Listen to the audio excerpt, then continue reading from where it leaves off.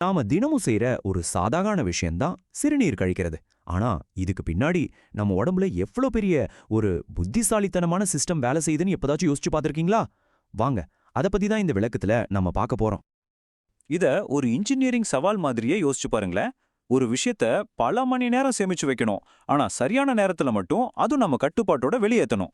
நம்ம உடம்பு இந்த சிக்கலான புதிரை எப்படி இவ்ளோ கச்சிதமா தீர்க்குதே? வாங்க உள்ள போய் பாப்போம். சரி, முதல்ல இந்த சிஸ்டத்தோட முக்கியமான ஹார்ட்வேர், அதாவது பாகங்கள் என்னென்னன்னு தெரிஞ்சுக்கலாம். இது தெரிஞ்சாதான் இந்த முழு செயல்முறையும் நமக்கு புரியும். பாருங்க, நம்ம சிறுநீரகங்கள்ல உருவாகிற சிறுநீர் இந்த சிறுநீர் குழாய்கள் வழியா பயணம் செஞ்சு நேரா நம்ம சிறுநீர் பைக்கு வந்து சேருது.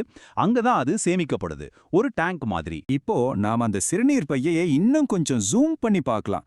இந்த தசை சுவர் தெரியுதா? இதுக்கு பேரு தான் டெட்ரூசர் தசை. இந்த கதையோட ஹீரோ இவர்தான். இந்த பேரை நல்லா ஞாபகம் வச்சுக்கோங்க. சரி, டேங்க் இருக்கு. ஆனா அதுல இருந்து தண்ணி லீக் ஆகாம தடுக்கணுமே. அதுக்கு தான் நம்ம கிட்ட 2 முக்கியமான கேட் கீப்பர்கள் இருக்காங்க.